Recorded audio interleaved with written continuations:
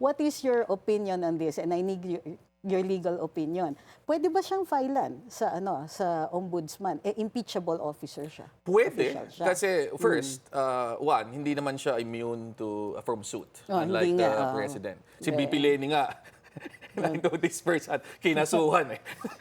Talaga? Yes, she was Anong charged kinasa with sa inciting kanya? to sedition before the Department of Justice. Nagpunta kami doon, Yes, I nag-execute ng remember na. I remember affidavit, na. and so on. Diba? So, klaro yon.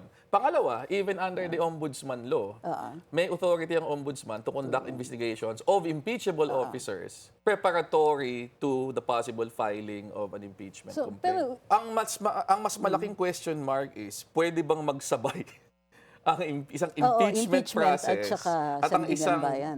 Sandigan Bayan, essentially criminal case, Okay, lalo na kung may overlap dun sa issues na pag-uusapan. Or exactly the same as in this case. Exactly. Kung confidential funds, pasok din. Oo, Diba? pasok na pasok. So, Yun yung parang feeling kong medyo unique legal question dito.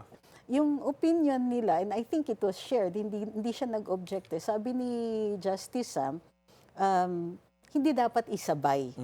Dapat talaga paunahin yung impeachment. That way, so pag natanggal, wala nang question. Hindi na magiging issue as to whether or not the criminal case can proceed. But it might become an issue kung yun na nga, sabay siya. Tapos, diba, wala naman dapat overlap kasi parang in the nature of an administrative yung Impeachment